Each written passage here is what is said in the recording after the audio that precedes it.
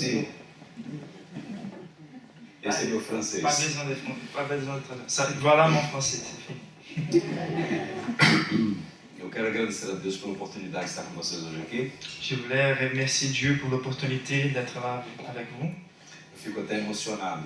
Je suis même touché. Ainda há pouco o irmão estava tocando o hino aqui no início. Les frères étaient en train de jouer cette première hymne qu'on a chanté. É o hino primeiro do cantor cristão lá no Brasil. C'est les premières hymnes de l'hymnaire brésilien qu'on a. Antífona. L'antifona. É tributo à Trindade. C'est un tribut à la Trinité. Então entenda uma coisa. Donc comprenez une chose. Nós não somos apenas algumas pessoas hoje aqui. Nous ne sommes pas que peu de personnes entre nous aujourd'hui.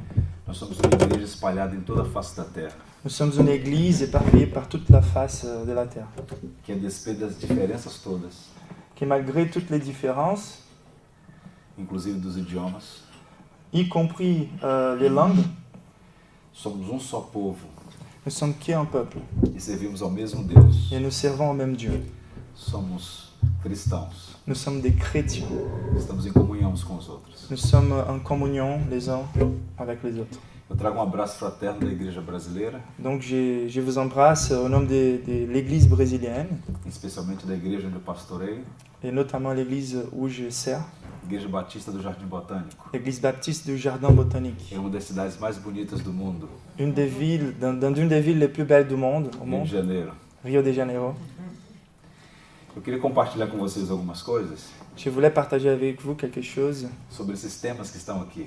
Sola Escritura, Sola Gratia, Sola Fide, par rapport Sola Christus. aux sujets qui sont là, les solas du protestantisme. Em particular sobre o Sola Escritura nesse primeiro momento. Dans ces premiers moments, en particulier, ça sera seulement les Écritures. A França deu uma enorme contribuição para a reforma protestante. La France a donné une énorme contribution pour la réforme protestante. Nós temos alguns franceses Nous avons quelques Français que foram muito importantes no desenvolvimento da reforma protestante. qui ont été très très importants dans le développement de la réforme protestante. João Calvino Jean Calvin, c'est un de ces hommes. é impressionante porque ele tinha 27 anos de idade Il avait que 27 ans d'âge quando escreveu o livro mais lido no século XVI, quand il a écrit les livres les plus lus dans le XVIe siècle, Os Institutos da Religião Cristã. les institutions de la religion chrétienne. Embora tenha vivido parte da sua vida na Suíça, em Genebra, Même s'il a vécu une partie de sa vie en Genève, en Suisse, ele era francês il était français e deu uma enorme contribuição. et il a donné une grande contribution. Nós brasileiros temos uma dívida com a França. Nous, les Brésiliens, on a une dette envers la France. No início do século XVI, Dans les débuts du XVIe siècle, alguns franceses foram para o Brasil. quelques Français sont partis au Brésil. Havia uma colônia chamada França Antártica. Il y avait une colonne appelée la France Antarctique. Durou pouco. Elle n'a pas duré trop long. Se tivesse permanecido, eu estaria falando em francês. Si elle avait resté, on était en train de parler français, nous qui venons de Rio. Mas dessa expedição, 14 franceses foram enviados por João Calvino. Et dans cette expédition, 14 Français ont été envoyés par Jean Calvin lui-même. 2 eram pastores 2 étaient pasteurs. e eles celebraram pela primeira vez o culto nas Américas no rito reformado evangélico. Et ils ont célébré par la première fois dans les Amériques un service, un culte réformé.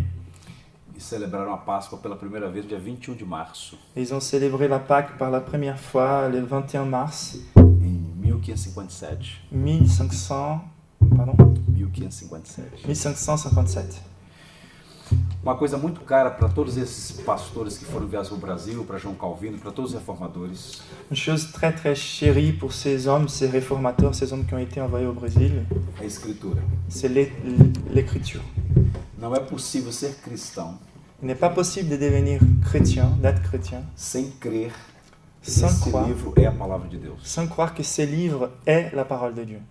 A reforma protestante, em linhas gerais, La réforme protestante, en ligne générale, foi movimento de resgate da sã doutrina. a été un mouvement, en essence, c'était un mouvement de redécouverte des Écritures.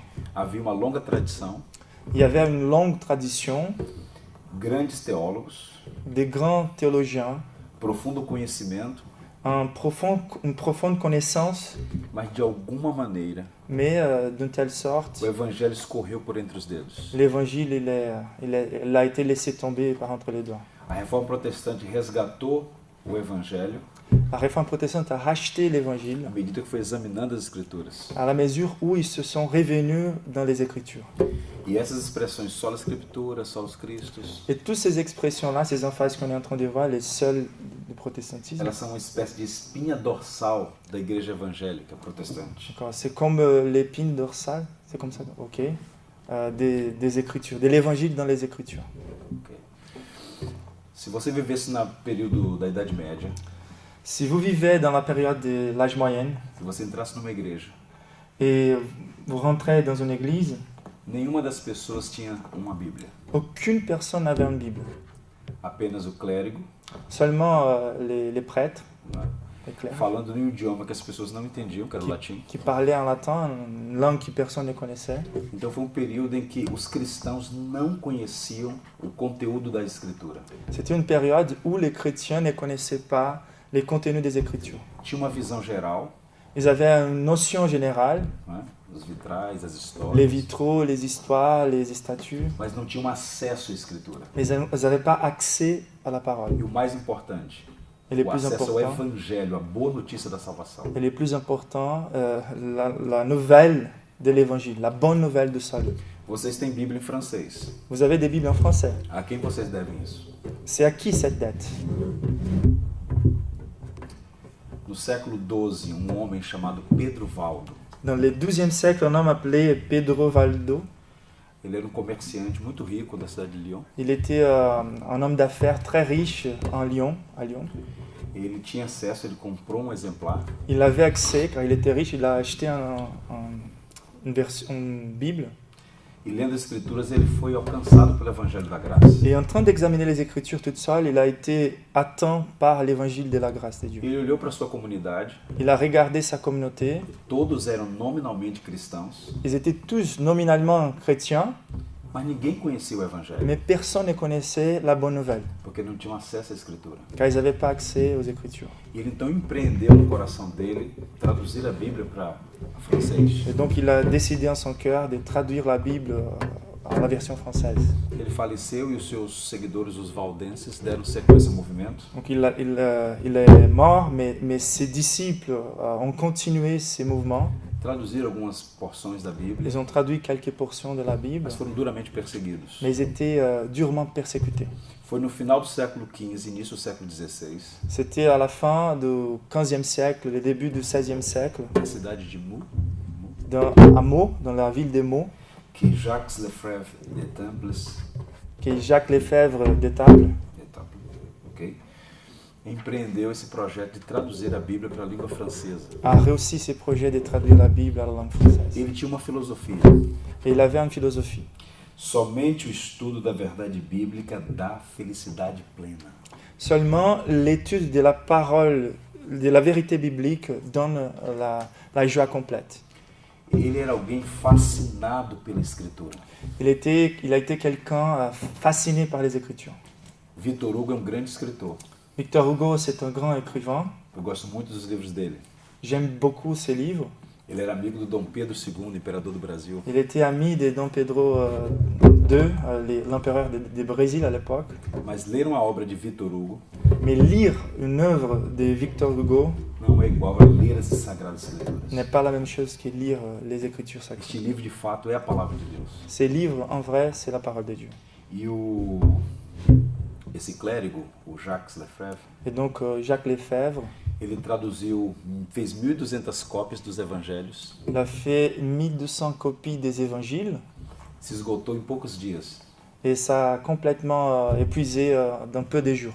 Depois traduziu o Novo Testamento. Après, il a traduit tous les Nouveaux Testaments Depois concluiu toda a Bíblia. et après, il a complété toute la traduction de la Bible. Ele só não foi morto pela E- igreja, Il n'a pas été exécuté par l'Église, persécuté par l'Église, porque o rei Francisco I car le roi François Ier gostava muito dele lui aimait beaucoup e confiou a ele seu filho Carlos, de 4 anos de idade, et lui a confié son fils avec 4 ans d'âge para ser o instrutor dele. pour qu'il devienne son instructeur. Ou seja, esse homem deu uma enorme contribuição para o povo de língua francesa. Donc Lefebvre a donné une énorme contribution Mais para pour les peuples de langue française. mais para frente, outros deram sua contribuição fazendo outras versões da Bíblia em língua francesa. Et d'autres ont fait leur contribution aussi avec d'autres versions de la Bible en Por français. que eu estou contando essa história? Pourquoi je raconte cette histoire? O povo francês tem uma tradição que precisa ser conhecida. Les Français ont une tradition qui doit être connue. Hoje a igreja evangélica protestante francesa é numericamente pequena, Aujourd'hui, l'église protestante française, elle est numériquement petite. essa é uma história muito ampla e complexa, C'est une histoire très complexe et large, mas o fato é, mais le fait c'est lá atrás, homens deram a sua vida para que o povo de língua francesa tivesse acesso a essas palavras de Deus. la vérité, c'est que des hommes derrière ont donné leur vie même pour que nous, aujourd'hui, on ait l'accès, pour que les hommes de langue française aient l'accès à la parole de Dieu. E com esse pano de fundo em mente, Et avec cet arrière-plan dans notre esprit, nós precisamos, entre outras coisas, nous avons besoin, entre d'autres, valorizar as escrituras em nosso idioma. de mettre en valeur les Écritures dans notre langue. Então a Reforma foi um movimento que tentou resgatar a Bíblia e colocá-la na língua do povo. Donc la réforme était un mouvement qui a essayé de traduire la Bible et la donner au peuple. Veja o que está acontecendo no século XVI.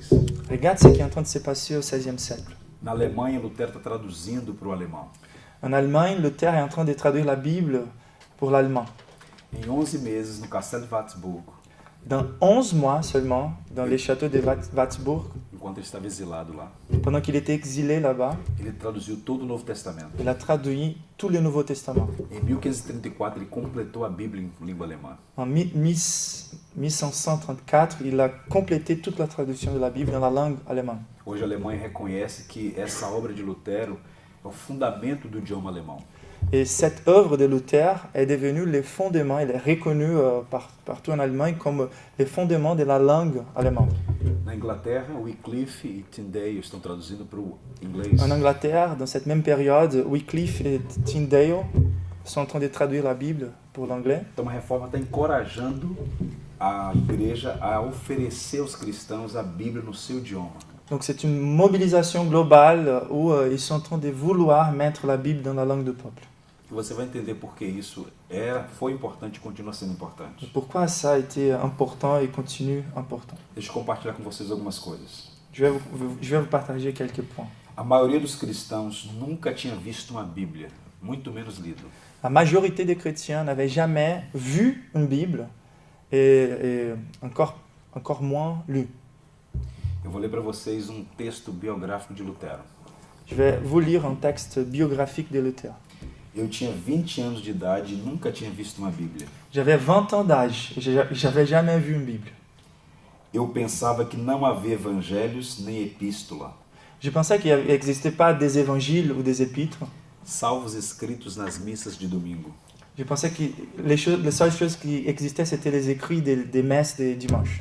Encontrei uma Bíblia na biblioteca J'ai trouvé une Bible dans une bibliothèque e imediatamente levei comigo para o mosteiro. et je l'ai pris avec moi vers les monastères. Comecei a ler, J'ai commencé à lire, reler e ler novamente, lire et lire et lire à nouveau para grande espanto do meu superior. pour les grands étonnements de mon supérieur. Você consegue entender isso? Uma pessoa que estava na ambiência da fé da igreja, Vous pouvez comprendre ça. Il était dans l'environnement de la foi chrétienne, dans un monastère, aos 20 anos de idade, 20 ans d'âge, nunca tinha visto uma Bíblia. jamais vu une Bible. Isso é impressionante. C'est impressionnant. Segundo, a falta de conhecimento bíblico Deuxième, la manque de la connaissance biblique criou um ambiente próprio para as heresias. a créé un environnement propre aux hérésies. É a ignorância que fomenta a heresia. C'est l'ignorance des Écritures qui promeut les hérésies. Um cristão que não conhece a Bíblia, ele é vulnerável ao erro. Les chrétiens qui ne connaissent pas la Bible, il est à mercé des erreurs.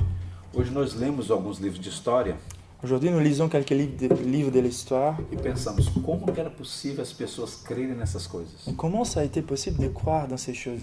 Ignorância. C'était l'ignorance. Vou ler para vocês retrato 3x4 de como as coisas eram naqueles dias. Je vais vous lire une petite photographie de comment les choses ont été à ces jours. Havia hóstias cheias de sangue miraculoso. Il y avait des hostes, des choses que les catholiques mangent. Yeah. À nouveau. Cheias de sangue miraculoso. Okay. Il y avait des hosties remplies de sang miraculeux. Bolinhas da terra onde Adão pisou. Des petites boules de la terre où Adam avait mis ses pieds.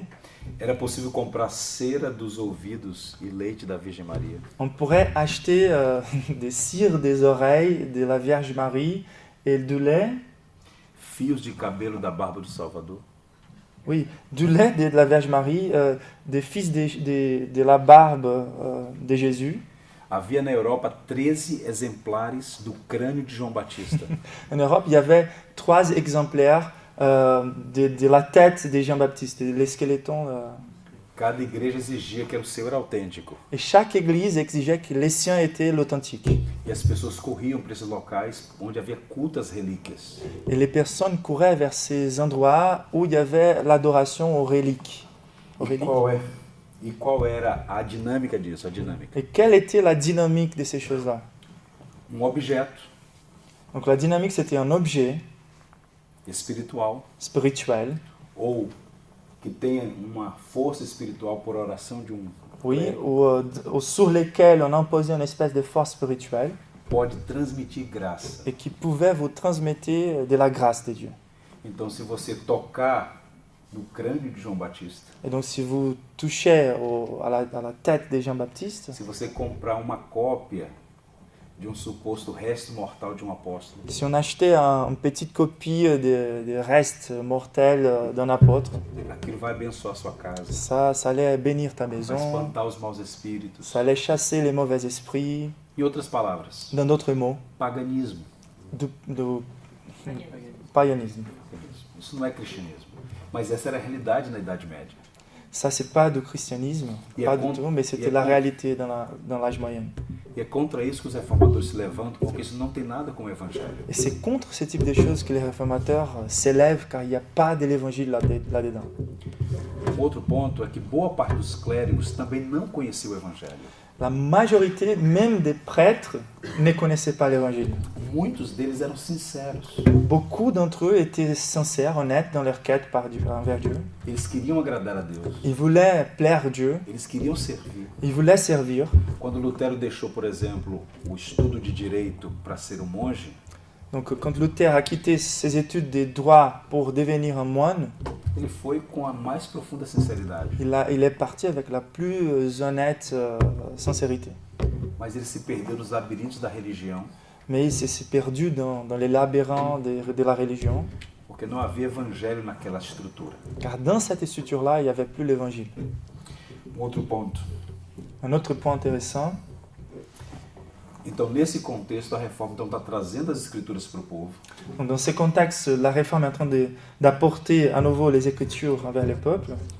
Mas o foco é que as pessoas tenham acesso ao evangelho. Mais le focus, c'est pas qu'elles aient accès à la Bible, mais à l'évangile qui est dans la Bible. Porque muitas pessoas podem ter acesso à escritura. Car c'est possible d'avoir accès aux écritures. E não entender o evangelho. Et ne pas comprendre l'évangile.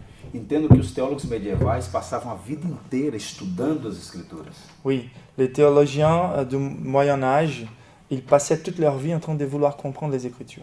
Eles conheciam grego. Ils connaissaient les Grecs, hebraico, l'hébraïque, latim, les latins. Uma vida inteira estudando. Toute une vie en train de se dédier aux études. Não entenderam a coisa mais básica. Ils n'ont pas compris la chose la plus basique. Você não é salvo pelo que faz. Tu n'es pas sauvé par ce que tu fais. Mas pelo que Cristo fez. Mais par ce que Christ a fait. Daí uma marca distintiva do protestantismo. Et voilà la marque distinctive du protestantisme. É o somente. C'est les seulement, les sola. Somente a escritura, somente seulement a fé, les écritures, somente a graça, seulement la foi, somente Cristo, seulement la somente grâce, a Deus glória. seulement les Christ, seulement Dieu gloire. Quando Lutero disse somente a escritura, quand Luther a dit seulement les écritures, e todos os demais reformadores, dentre os quais João Calvino, Et tous les autres réformateurs, dont Jean Calvin aussi, eles não estão sendo orgulhosos, desprezando a tradição da igreja. ils ne sont pas en train de devenir orgueilleux et de mépriser l'histoire de l'Église catholique. Eles estão estabelecendo um princípio. Ils sont en train d'établir un principe. O Tribunal Supremo Les suprêmes tribunaux da nossa consciência, de notre conscience, da nossa fé, de notre foi, daquilo que a gente crê e professa, de ceux qu'on croit et qu'on professe, da maneira como a gente vive, la façon dont on vit, as balizas morais e éticas que nos guiam, les paramètres moraux et éthiques qui nous guident, é a Escritura. c'est les Écritures. É o Tribunal Supremo. Tudo tem que passar pelo crivo da Escritura. C'est le tribunal suprême, tout doit passer par l'examen des Écritures. Lutero ainda era muito jovem quando teve que comparecer na presença do imperador. Il était très jeune lorsqu'il a dû comparaître devant la présence de l'empereur. Em 1521, na cidade de Worms, na Alemanha. En 1521, dans la ville de Worms, en Allemagne, E há uma frase histórica que ele pronuncia na presença do imperador e da autoridade de Roma. donc devant les autorités romaines de l'Église catholique et devant l'empereur, en train d'être jugé, il va professer cette phrase qui est remarquable dans l'histoire. A menos que eu seja convencido pelas Escrituras À moins que je sois convaincu par les Écritures e pela razão, et par la raison, já não aceito a autoridade do Papa e dos concílios, je n'accepte plus l'autorité du pape et des conciles, pois eles se contradizem mutuamente. car ils sont en train de se contredire à plusieurs reprises. Minha consciência está cativa à palavra de Deus. Ma conscience est esclave de la parole de Dieu. Não posso e não vou me retratar. Je ne peux ni veux me rétracter. Não é seguro ir contra a Il consciência. n'est pas sûr d'aller contre sa conscience. Deus me ajude. Que Dieu me vienne en aide. Observe como é curioso. Observez comment ça c'est curieux. Aos 20 anos de idade, À l'âge de 20 ans, ele nunca tinha visto uma Bíblia. il n'avait jamais vu une Bible. Aos 38 anos, À l'âge de 38 ans, ele já tinha traduzido a Bíblia para a língua do seu povo. il avait déjà traduit la Bible pour la langue de son peuple. Ele está na presença da autoridade maior do império, Il Carlos est V. dans la présence de la plus grande autorité de l'Empire, Karl V. Ele diz: não vou me retratar. Il dit, je ne vais pas me rétracter. A minha mente está cativa à palavra de Deus. Ma conscience est esclave de la parole de Dieu. Por que a Bíblia é tão importante para esses homens? Et pourquoi la Bible est si importante pour ces hommes? Porque ela é a palavra de Deus. Car elle est la parole de Dieu. Todos os cristãos, Tous les croyants, verdadeiramente cristãos, véritablement chrétiens, ouviram o Evangelho. ont entendu l'Évangile. É pela pregação do Evangelho que a fé flui no coração. C'est par la prédication de l'Évangile que la foi est née dans les cœurs. Então a Bíblia é importante porque ela tem que ser pregada com fidelidade para que pessoas possam ser alcançadas por essa graça salvadora. Donc la Bible elle est très importante pour qu'elle puisse être prêchée et proclamée avec fidélité pour que les personnes puissent connaître l'Évangile qui transforme. Tente imaginar. Essaye d'imaginer. Bíblia significa biblioteca. Bible signifie bibliothèque. Você tem uma biblioteca com 66 livros. On a une bibliothèque avec 66 livres là. É uma grande biblioteca. C'est une grande bibliothèque. Mas uma característica de que esse livro é a palavra de Deus Mais une des évidences que ce livre est la parole de Dieu, é porque ela tem aproximadamente 40 autores, elle a plus ou moins 40 auteurs différents, escrito num período de alguns séculos. écrits dans une période de quelques siècles. Esses autores, boa parte deles não se conheciam. Une grande partie de ces auteurs ne se connaissaient pas mutuellement. Escreveram em idiomas diferentes, Ils ont écrit dans des idiomes différents, hebraico, grego, hébraïque, grec, aramaïque. viveram em países diferentes. Ils ont vécu dans des pays différents. E quando você abre este livro, Mais quand on ouvre ces livres, há uma linha harmônica em todo ele. il y a une ligne harmonique dans tous ces livres-là. A Bíblia é a história da redenção. La Bible est l'histoire de la rédemption. O que nós cristãos precisamos, eu vou tentar falar um pouco sobre isso à tarde, C'est dont on a besoin, je vais parler davantage sur ça l'après-midi, é ter uma cosmovisão cristã. c'est d'avoir une cosmovision chrétienne, une vision des mondes chrétienne. O que é uma cosmovisão? C'est quoi une vision des mondes? São lentes pelas quais você enxerga a realidade. Ce sont des lentilles à travers lesquelles on regarde la réalité. Então a Bíblia, ela te dá uma cosmovisão verdadeira, Donc la Bible nous donne une vraie vision des mondes, que em linhas gerais pode ser resumido em 3 palavras: qui, dans des lignes générales, peuvent être résumées dans 3 mots. criação, Création, queda chute e redenção. et rédemption. Todo o universo foi criado pelo nosso Deus. Tout l'univers a été créé par notre Dieu. Os pormenores não sabemos, Les détails, on n'a pas forcément accès. mas Deus é o Criador. Mais Dieu est le créateur. Houve uma queda. Il y a eu une chute.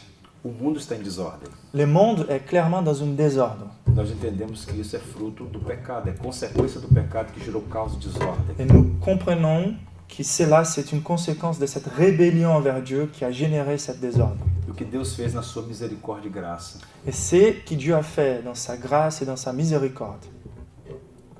engendrar, planejar esta redenção da C'est de igreja. planifier et de générer cette rédemption de son Église, son peuple. Toda a Bíblia é sobre criação, queda e redenção. Toute la Bible parle à propos de la création, la chute et la rédemption. Eu quero que você abra sua Bíblia em 2 Timóteo 3,16. Donc je vous invite à ouvrir vos Bibles dans 2 Timothée 2 Timóteo 3,16. 3,16. Esses são os versículos mais conhecidos sobre a Escritura. C'est un des versets les plus connus à propos des Écritures. Essa é a última carta de Paulo. C'est la dernière lettre de Paul. Ele está na antessala da morte em Roma. Il est dans la salle d'attente vers la morte Ele à Rome escreve a Timóteo essas palavras. et il écrit à Timothée ces mots. Toda a Escritura é divinamente inspirada, é profetosa para ensinar, para redarguir, para corrigir, para instruir em justiça, para que o homem de Deus seja perfeito e perfeitamente instruído para toda boa obra. Toute écriture est inspirée de Dieu et utile pour enseigner, pour convaincre, pour corriger, pour instruire dans la justice, afin que l'homme de Dieu soit accompli et propre à toute bonne œuvre. Há alguns princípios nesse versículo Il y a quelques principes dans ces versets que foram defendidos pelos reformadores. qui ont été défendus par les réformateurs, Por conta do tempo, eu quero apresentar apenas 2 deles. ont été protégés par les réformateurs. O primeiro princípio aqui é a autoridade das Escrituras. Le premier principe qu'on trouve dans ces versets, c'est l'autorité des Écritures. A Escritura é inspirada por Deus. L'Écriture est inspirée de Dieu. Por isso a expressão autoridade em questões de fé e prática. C'est pour ça qu'on dit qu'elle est l'autorité finale à propos de la foi et de la pratique. Nenhum dogma, nenhuma doutrina, Aucune doctrine, aucun dogma d'église, nenhuma experiência pessoal aucune expérience personnelle pode entrar em contradição com as Escrituras. ne peut rentrer en contradiction Ela é, envers les Écritures. ela é revelação suprema e final. Elle est la révélation suprême et finale de Dieu. Eu quero ler para vocês documento da Igreja Francesa do século XVI. Je vais vous lire un document d'une église française au XVIe siècle. E antes de ler, eu quero dar um encorajamento. Et avant de lire, je voulais vous encourager. Conheçam a história dos primeiros cristãos protestantes franceses, Connaissez l'histoire des premiers chrétiens protestants français, os huguenotes. les Huguenots. A Confissão de Fé Reformada de 1559, La confession des foi réformée de 1559, eles definiram nas seguintes palavras: ils l'ont défini dans ces mots. não é lícito aos homens, Il n'est pas licite aux hommes, nem aos anjos, ni aux anges, fazer nas Escrituras de faire dans les Écritures qualquer acréscimo, diminuição ou mudança. aucune addiction, diminution ou changement. Nem a antiguidade, nem os costumes, Ni l'Antiquité, nem os ni costumes, les coutumes, nem a multidão, ni la multitude, nem a sabedoria ni humana, la sagesse humaine, nem os pensamentos, ni les pensées, nem as sentenças, ni les déterminations, nem os editos, ni les édits, decretos, ni les décrets, nem concílios, ni les nem conciles, visões, ni les nem visions, milagres ni les miracles devem contradizer as santas Escrituras. doivent contredire les saints écrits. Por elas todas as coisas se devem examinar, Par elles, toutes les choses doivent être examinées, regular régulées e reformar. et réformées. O que é que esses notáveis franceses estão dizendo? Qu'est-ce que ces notables français sont en train de dire? Que a Escritura tem autoridade suprema. que l'écriture a l'autorité suprême. Não é a palavra do Papa, C'est pas la parole du pape, não é a palavra do pastor, c'est pas la parole du pasteur, não é a palavra do padre, c'est pas la parole du prêtre, não é a visão do irmão, c'est pas la vision que quelqu'un a eue, não é a experiência de alguém. ni l'expérience mystique de Nada quelqu'un. pode aumentar ou diminuir as Escrituras. Aucune chose ne peut ajouter ou diminuer les Écritures. Ela que regula, C'est elle qui régule, é ela que examina e reforma tudo. c'est elle qui doit examiner et tout O que réformer. eles estão afirmando é que a Bíblia tem toda a autoridade, suprema autoridade. En bref, ils sont en train de dire que la Bible a toute l'autorité, la Esse é suprême autorité. princípio fundamental da Igreja Et Reformada. voilà un principe fondamental de l'Église réformée. Outro ponto é a suficiência das Escrituras. Un autre point, c'est la suffisance des Écritures. Como nós lemos na carta de Paulo a Timóteo, Comme on a lu dans la lettre de Paul à Timothée, a Bíblia é suficiente para nos ensinar, exortar. la Bible, elle est suffisante pour nous enseigner, nous édifier, nous exhorter. Então, tudo que nós precisamos saber sobre nós mesmos, Donc, tout dont on a besoin de savoir à propos de nous-mêmes, em relação à vontade de Deus, par rapport à la volonté de Dieu, esse grande plano redentivo, ces grands plans rédempteurs, está na Escritura. se trouvent dans les Écritures. Precisamos conhecer mais profundamente a Escritura. Nous devons connaître plus profondément les Écritures. Houve um reformador inglês chamado William Tyndale.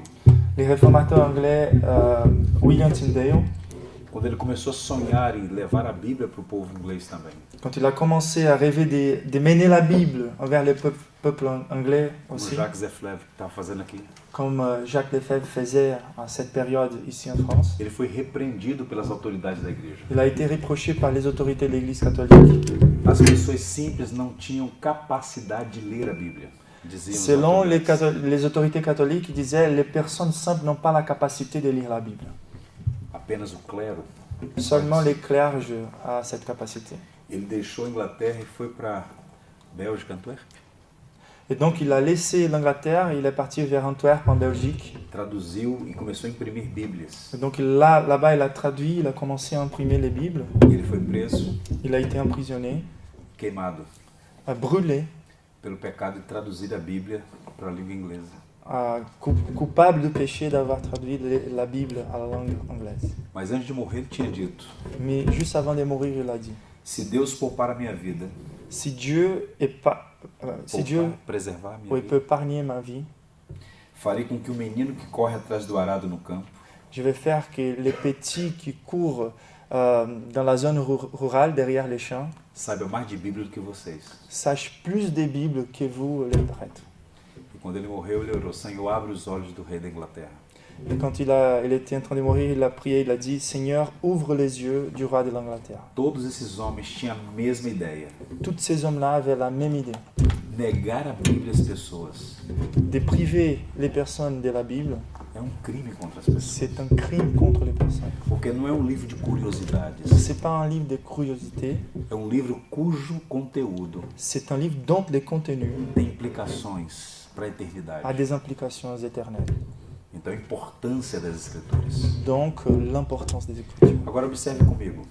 Maintenant, observez avec moi, Nós vivemos numa época nous vivons dans une époque em que a palavra educação está sempre na mídia, sempre na boca dos políticos. où la parole éducation est toujours dans la bouche des politiciens et de la médias. Muito incentivo aos estudos e à educação. Beaucoup d'encouragement vers l'éducation, les études. Você não acha estranho que boa parte dos políticos, da imprensa, da mídia de modo geral, não incentive a leitura da Bíblia?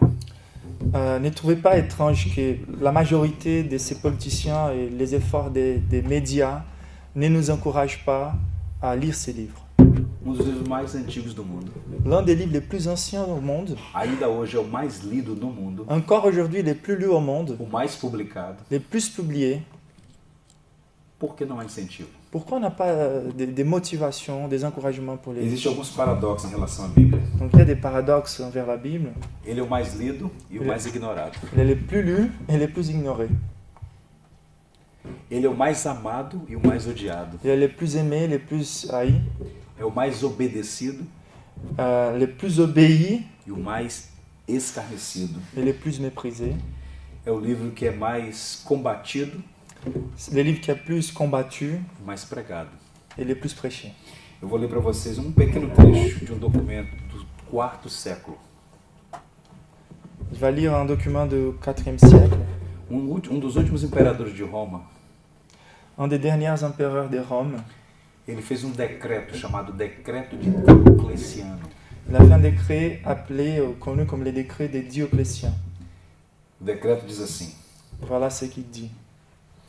que sejam arrasadas as igrejas, Que les églises soient complètement détruites, queimadas as escrituras, brûler les Écritures, depostos os oficiais, pastores.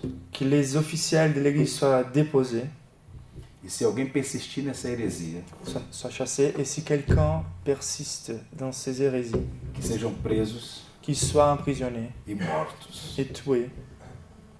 Ou seja, desde o início há um ódio em relação às escrituras. Donc, IVe siècle, donc, dès le début, il y a une persécution envers les Écritures. Hoje, dificilmente, Aujourd'hui, difficilement, algum político iria sugerir que fizéssemos pilhas de Bíblias na praça principal da cidade.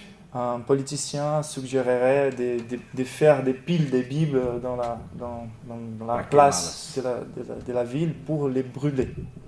Mas há uma resistência e um ódio em relação às escrituras sagradas. Mais il y a clairement une colère et une résistance énorme envers les Écritures. Nós cristãos devemos amar a Bíblia, Nous, les chrétiens, nous devrions aimer les Écritures, proclamar a palavra de Deus, proclamer la parole de Dieu, dedicar o estudo das escrituras. nous dédier à l'étude des Écritures. Eu pergunto a você que professa a fé em Jesus Cristo. Et donc, je vous demande, vous qui professez la foi en Jésus, Você conhece as escrituras? connaissez-vous les Écritures? Você ama as escrituras? Aimez-vous les Écritures? É preciosa para você? Est-elle précieuse à vos yeux? Quando nós lemos os Salmos, Quand nous lisons les psaumes, nós encontramos algumas coisas lindas demais. nous trouvons quelque chose de très très belle. O Salmo 119, Le psaume 119, o maior capítulo da Bíblia. les plus grands chapitres de toute la Bible, Ouça o que o salmista diz. écoutez ce que le psalmiste il dit. Quanto amo a tua lei. Combien j'aime ta loi, É minha meditação todo dia. c'est ma méditation tous les jours. Ou seja, amor pelas escrituras.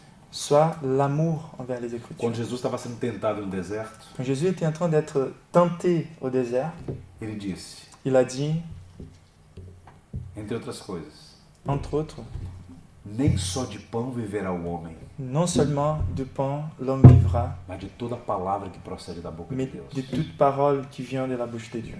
Então, meu encorajamento a vocês, Donc mon encouragement envers vous, nesse momento em que a gente celebra os 500 anos da Reforma Protestante, dans cette période où nous célébrons les 500 ans de la réforme que nós protestante, possamos honrar essa riquíssima tradição que nos foi legada. c'est que nous puissions honorer cette très riche tradition qui nous a été laissée.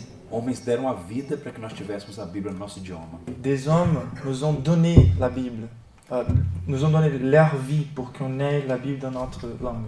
Nós brasileiros devemos a um homem chamado João Ferreira de Almeida, Nous, les Brésiliens, on a cette dette envers un homme qui s'appelle João Ferreira de Almeida. ele era um português C'était un Portugais que vivia no sul da Ásia qui vivait au sud de l'Asie. e ele começou a traduzir a Bíblia em português.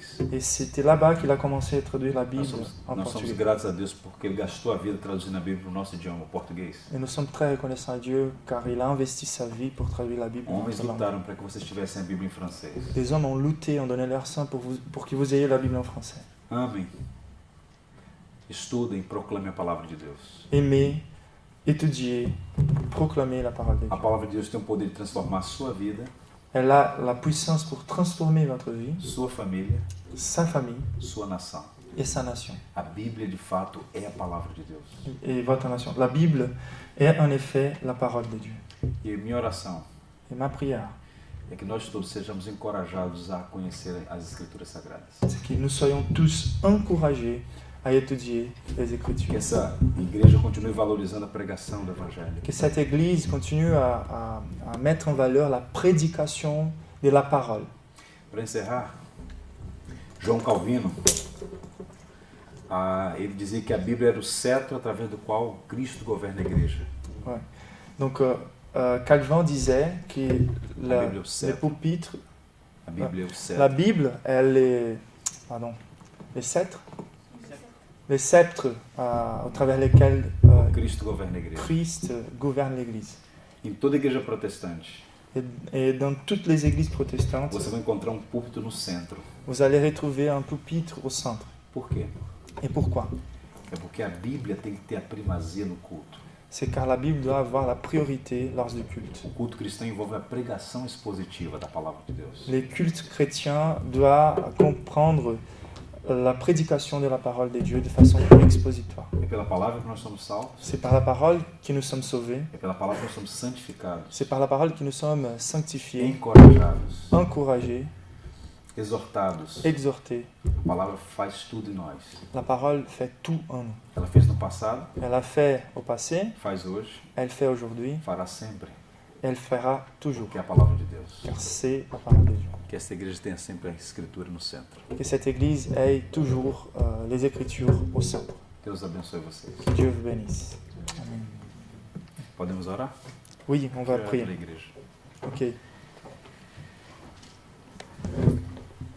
Senhor, nós te damos graças e exaltamos o teu nome. Seigneur, nous te remercions et nous exaltons ton nom. Te louvamos porque o Senhor nos deu a sua palavra. Nous te louons car tu nous as donné ta parole.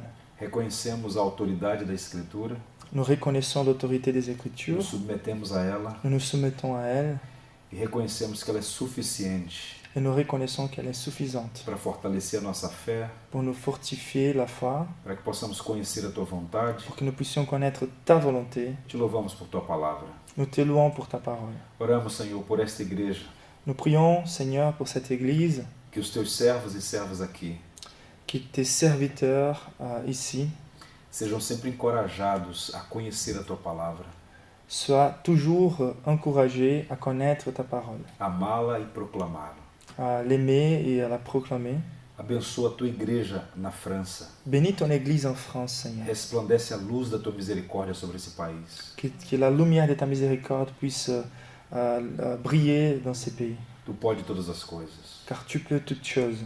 Que na cidade luz, Que dans la ville des lumières, a luz do evangelho resplandeça, Senhor, la lumière de l'Évangile puisse briller. e tire muitos franceses das trevas para a luz de Cristo. Et que beaucoup de Français viennent des ténèbres vers la lumière de Christ. Te louvamos pelos homens e mulheres do passado Nous te louons pour les hommes et femmes du passé. e pedimos que o Senhor levante uma nova geração de cristãos Et nous te supplions de lever une nouvelle génération de chrétiens, dispostos a pagar o preço disposés à payer les prix para tornar a tua palavra conhecida em solo francês. pour rendre ta parole connue en territoire Em français. nome de Jesus. Au nom de Jésus. Amém. Amen. Amen. Merci.